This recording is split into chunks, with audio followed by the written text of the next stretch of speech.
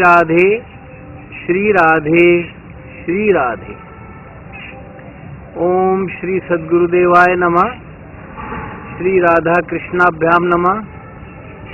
ओम नमो भगवते रासमंडलेशाय स्वाहा। ओम तत्सत् ब्रह्मणे नमः। अखंड मंडलाकारं व्याप्तं येन चराचरं तत्पदं दर्शितं येन तस्मै श्री गुरुवे नमः। अज्ञानतिमिरान्धस्य ज्ञानाञ्जनशलाकया चक्षुरुन्मीलितं येन तस्मै श्री गुरुवे नमः। गुरुर्ब्रह्मा गुरुर्विष्णु गुरुर्देवो महेश्वरः गुरु साक्षात् परब्रह्म तस्मै श्री गुरुवे नमः। वंशी विभूषित करान्नव नीरदाभात् पीतांबरादरुण बिंब फलाधरोष्ठात् पूर्णेन्दु सुंदर मुखादरविंद नेत्रात् कृष्णात् परम किमपि तत्त्वमहं न जाने। वसुदेव सुतं देवं कंस चाणूरमर्दनं देवकी परमानंदं कृष्णं वंदे जगद्गुरुं। त्वमेव माता च पिता त्वमेव त्वमेव बन्धुश्च सखा त्वमेव त्वमेव सेव्यश्च गुरुस्त्वमेव त्वमेव सर्वं मम देव देव। मन्मना भव मद्भक्तो मद्याजी मां नमस्कुरु मामे वैशसि सत्यं ते प्रतिजाने प्रियोऽसि मे। सर्वधर्मान् परित्यज्य माम् एकं शरणं व्रज अहं त्वा सर्वपापेभ्यो मोक्षयिष्यामि मा शुचः। बहूनां जन्मनामन्ते ज्ञानवान् मां प्रपद्यते वासुदेवः सर्वमिति समात्मा सुदुर्लभः। यो मां पश्यति सर्वत्र सर्वं च मयि पश्यति तस्याहं न प्रणश्यामि स च मे न प्रणश्यति। मत्कर्म कृन् मत्परमो मद्भक्तः संगवर्जितः निर्वैरः सर्वभूतेषु यः स मामेति पाण्डव। अनन्यचेताः सततं यो मां स्मरति नित्यशः तस्याहं सुलभः पार्थ नित्ययुक्तस्य योगिनः। हरि ओम तत्सत् हरि ओम तत्सत् हरि ओम तत्सत्। आज 71वां पड़ाव है। आज का विषय है अपूर्णता।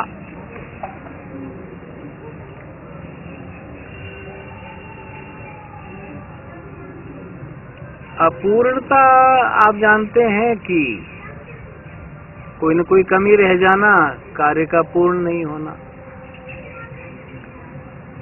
अब यह मनुष्यों की चर्चा है। ये बात अच्छी तरह से हमें समझ लेनी होगी कि जीवन की पूर्णता केवल भगवत प्राप्ति में है और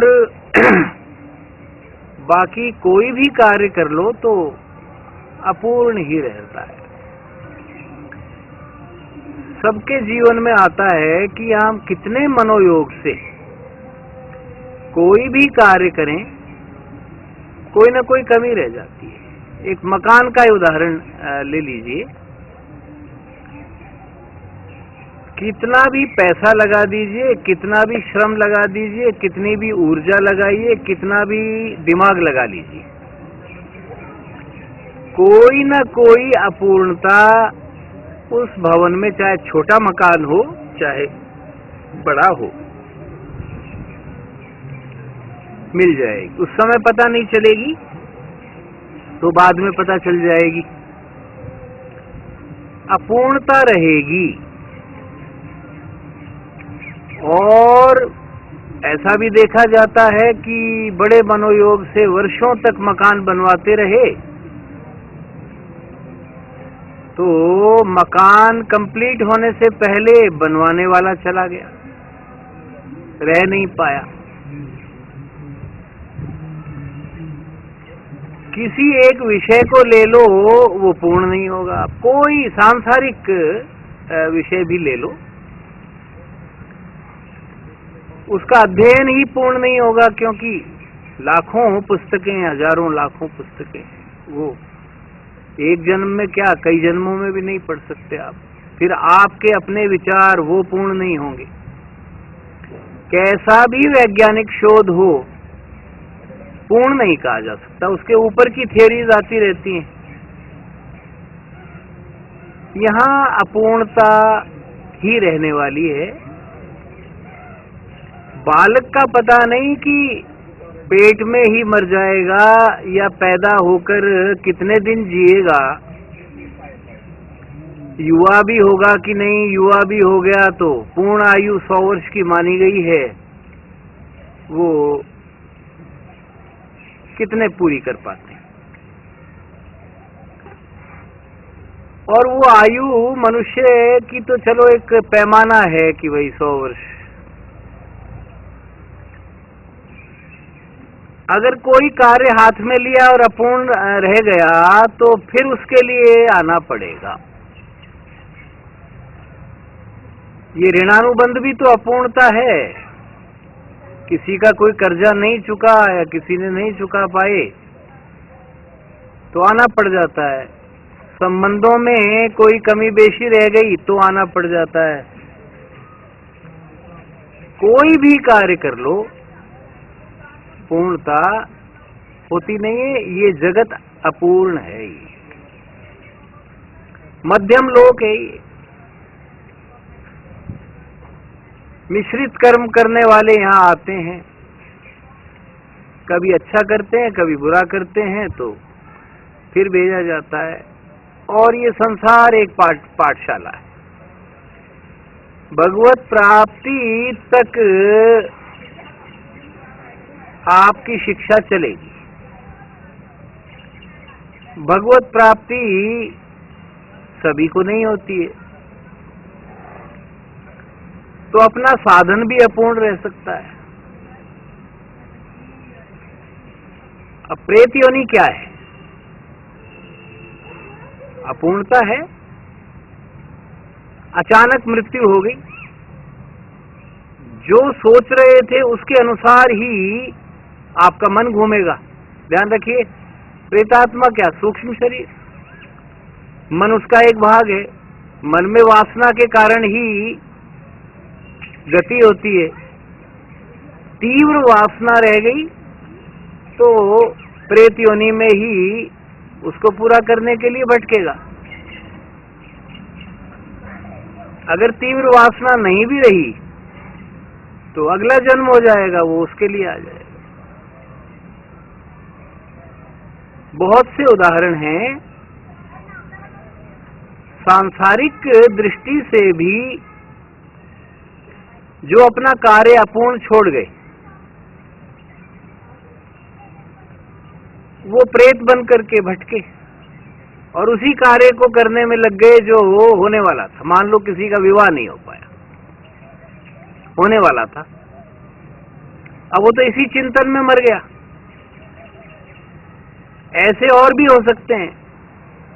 तो प्रेत योनि में भी विवाह करते हैं। अब आप कहोगे कि ये तो सारी कपोल कल्पना की बातें हैं। नहीं नहीं, प्रमाण है भाई। स्वयं पंडित ने कहा है कि एक बार घर से निकला और शाम हो गई, कहीं पड़ोस के गांव जाना था और पता नहीं कौन सा मार्ग आ गया। वो उसी गांव में पैदा हुआ है, वहां वो बूढ़ा हो गया और जिस गांव में जा रहा था वो कोई 50 बार देखा हुआ था, वो रास्ता ही बदल गया। वो पता नहीं कहाँ आ गया वो। अब बरबस उसके कदम बढ़ने लगे। वो इधर उधर देखे, मैं हूं कहाँ, लेकिन इतने में रात्रि हो गई। एक मैदान में कुछ छायाएं दिखाई दी दूर से, तो कौतूहलवश वहां पहुंच गया। वहां प्रेतों की मंडली ने घेर लिया कि भाई हमारी शादी करो।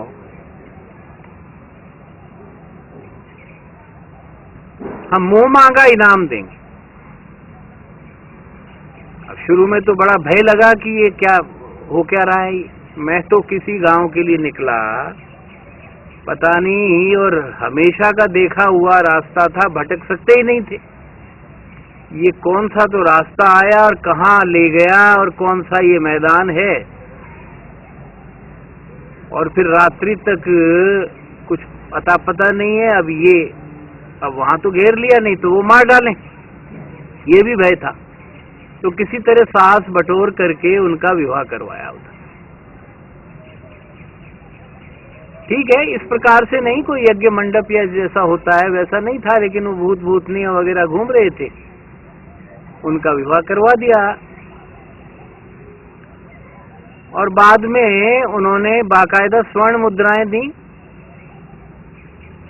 और अचानक वो अनायास ही उस आधे रास्ते पर ही पड़ गए जहां से उनको कोई और ही इलाका नजर आया था। फिर तो उनका देखा भाला था, गांव पहुंच गए, बाकायदा जेब में संभाला तो स्वर्ण मुद्राएं। अब कैसे कल्पना मान लें भाई। तो सांसारिक कार्य बिल्कुल होने वाला था और उसी समय मृत्यु हो गई, तब तो निश्चित ही आकस्मिक और असमय मृत्यु से प्रेत योनि में भटकाव होता है। दिमाग में वही चक्कर काटता है, तो बुद्धि भी रहती है, मन भी रहता है, सारा ही रहता है। सूक्ष्म शरीर कभी जाता नहीं है। कुछ लोग कहते हैं कि हम सूक्ष्म शरीर भी परिवर्तित कर देते हैं। आजकल तो ऐसी ऐसी बातें सुनाई देती हैं जो शास्त्रों में कहीं देखी सुनी नहीं। अरे भाई, सूक्ष्म शरीर तो एक ही है, जब से आत्मा जीवात्मा बनी है एक ही सूक्ष्म शरीर, एक ही मन है, वो बदलता ही नहीं है। वो तो मोक्ष होगा तब ही वो शरीर नष्ट होता है, नष्ट ही होता है। वो कोई दूसरा मिल जाएगा ऐसा तो होता नहीं।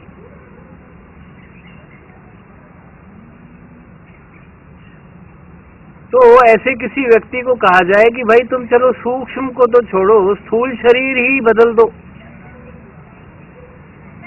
तुम 92 साल के हो, 12 साल के बन जाओ,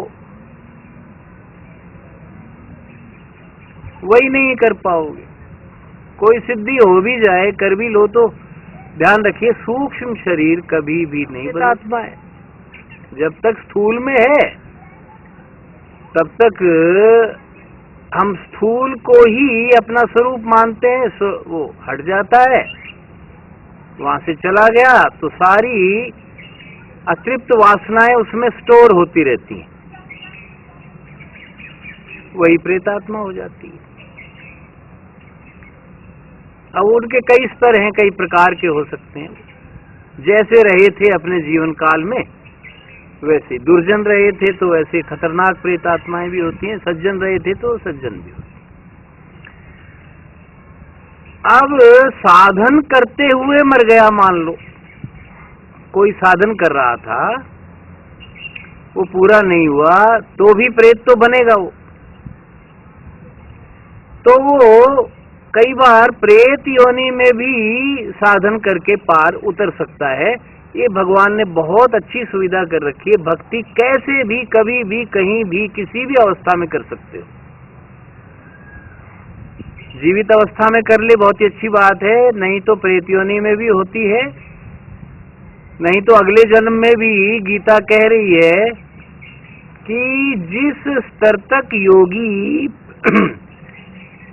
पिछले जन्म में पहुंचा है, अनेक जन्मों के हिसाब से पिछले जन्म में जहां पर पहुंचा था, अगर योग सिद्धि पूर्ण नहीं हुई तो अगले जन्म में या तो धनवानों के कुल में जन्म लेता है जहां उसको पैसा नहीं कमाना पड़े, नहीं तो उसी में सारा समय जाएगा, या योगियों के कुल में होता है, 6ठे अध्याय में लिखा हुआ है।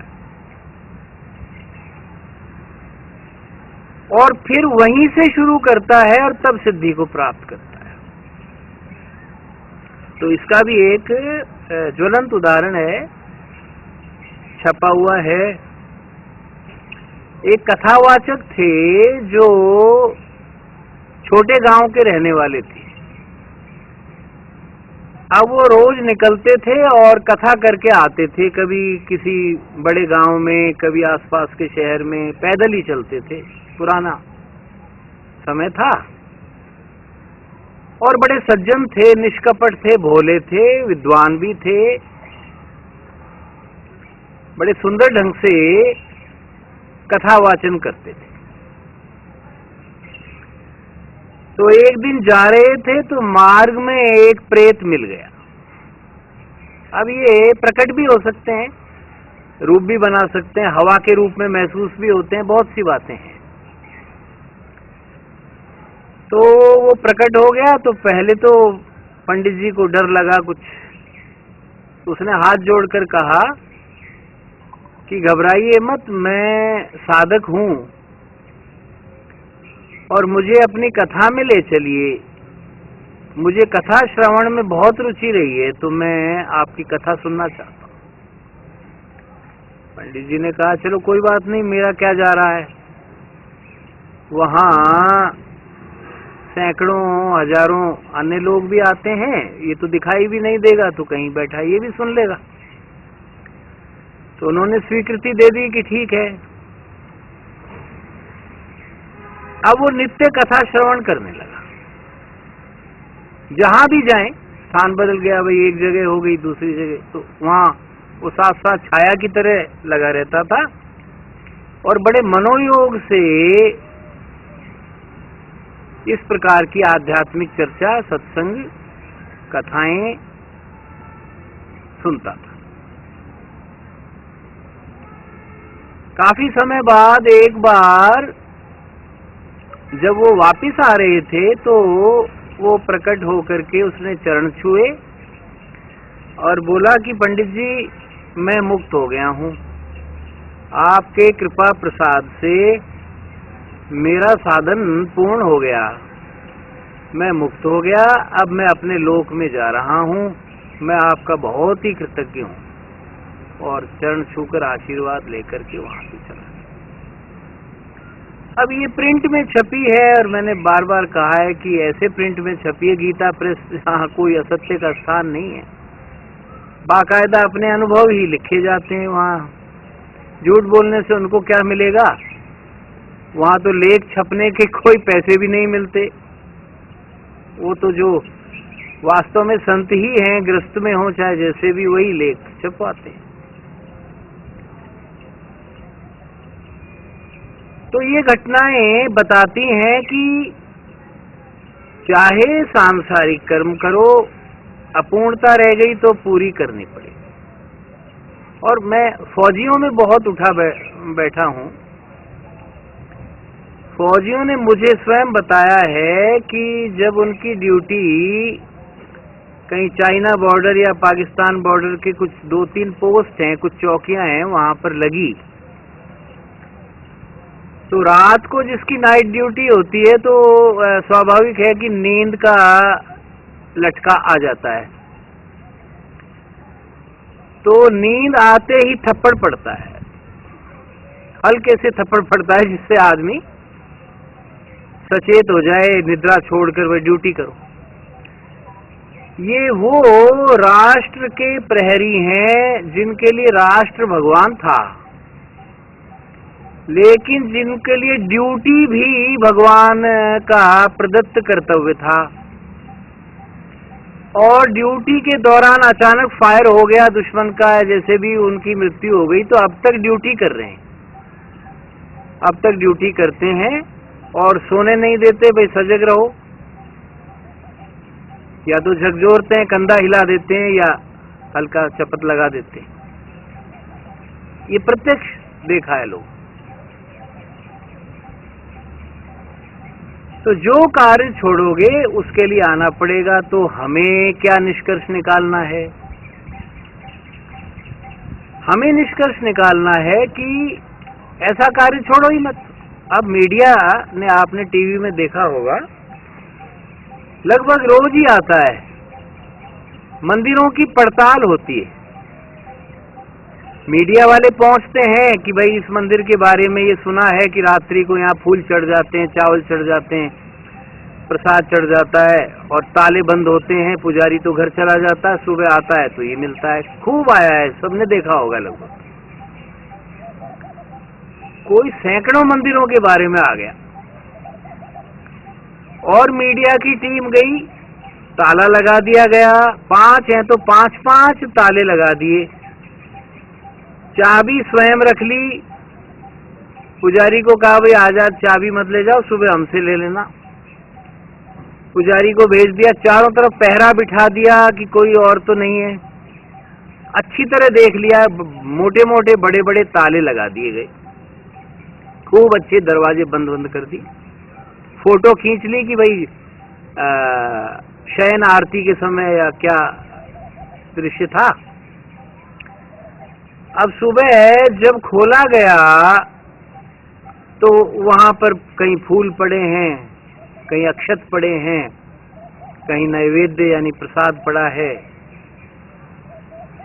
और ये क्या लीला है। अब बहुत से लोग सोचते हैं कि हाँ देवी देवता आते हैं, तो आपको सोचना चाहिए कि जिस भी देवी देवता का मंदिर है वो अपने ही क्यों फूल चढ़ाएगा वो। तो ये वो साधक हैं जिनकी साधना में किसी न किसी प्रकार की न्यूनता रही, तो वो अपने साधन को इसी प्रकार से पूर्ण करने के लिए पूजा करते हैं, फूल लाते हैं सब चीज। अथवा दूसरा ये स्पष्टीकरण हो सकता है कि कुछ मुक्त आत्माएं भी जो भारी श्रद्धा रखती हैं, वहीं से उनको सिद्धि मिली थी, वो भी श्रद्धा सुमन अर्पित करने आ सकते हैं। तो ये तो प्रत्यक्ष है, टीवी पर आ रहा है, कोई नकली बातें नहीं है। अब हमारा ये कर्तव्य है कि हम जो करना चाहते हैं उसको इसी जन्म में पूर्ण कर लें, अन्यथा एक जन्म और लेना पड़ेगा, अथवा प्रेत योनि मिले तो उसमें परेशान होना पड़ेगा। ऐसा काम ही नहीं करना चाहिए। तो एकमात्र ये जानिए कि भक्ति ही ऐसी है जो परिपूर्ण है। योग सिद्धि भी अधूरी रह सकती है, तप भी आधा अधूरा रह सकता है, अनुष्ठान भी आधा रह सकता है,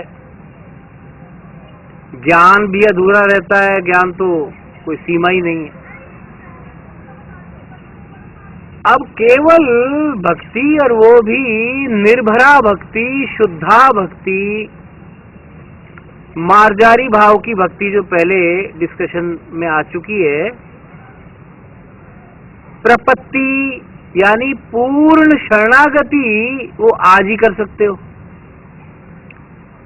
सब साधनों के बाद भी करनी पड़ेगी तो शरणागति अंत में भी। अर्जुन को खूब ज्ञान दिया, सारी बातें बताई, ध्यान योग बताया, कर्म योग बताया, सांख्य योग बताया, सारा बता के अंत में फिर यही कहा कि सब छोड़कर मेरी शरण में आ जा। मैं कहूं तो युद्ध कर, मैं कहूं तो युद्ध रोक दे, मैं कहूं तो छल से मार।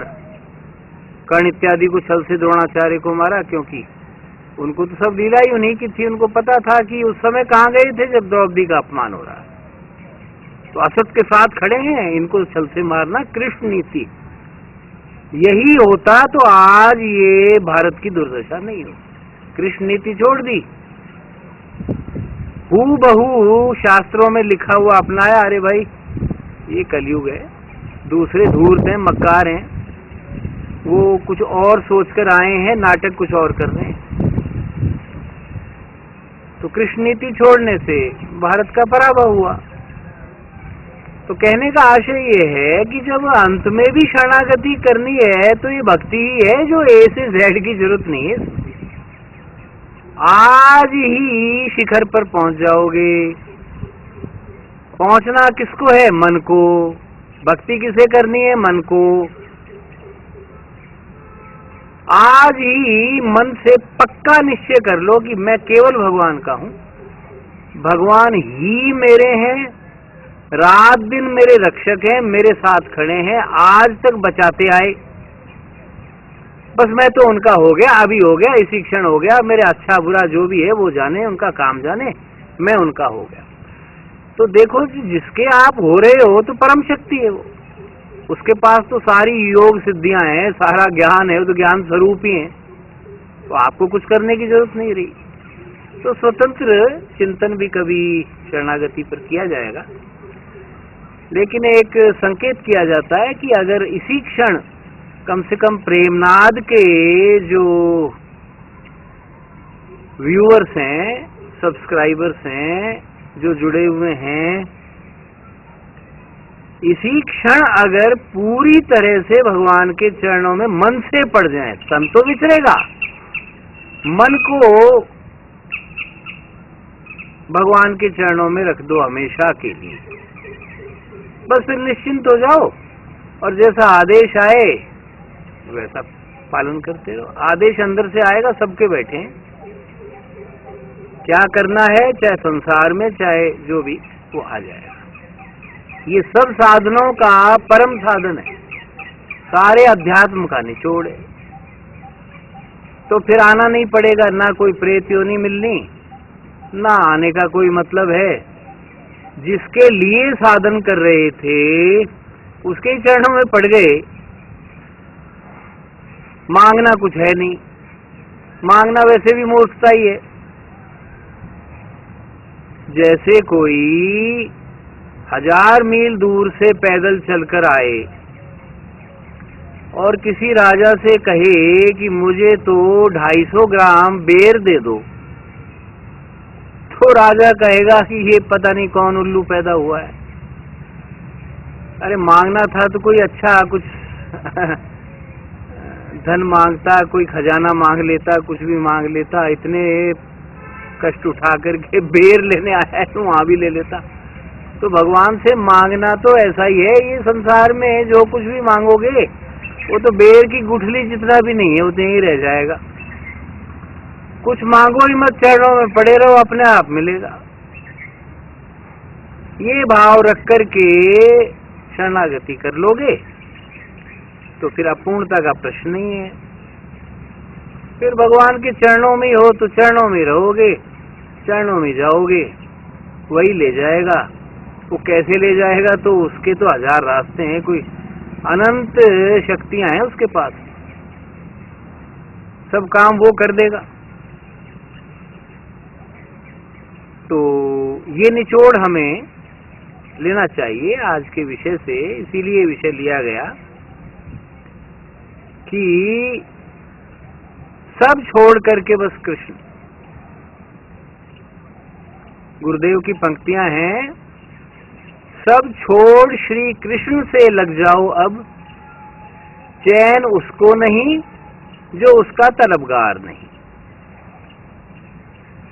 पूरा चैन तो आएगा ही नहीं, श्री कृष्ण से लग जाओ यानी भगवान से लग जाओ बस। ठीक है, अब तो हम तो तेरे हो गए, तू कहेगा वो खाएंगे, तू कहेगा जहाँ जाएंगे, तू कहेगा जहाँ रहेंगे, जे ही विधि राखे राम ते ही विधि रहिए, सीताराम सीताराम सीताराम कहिए।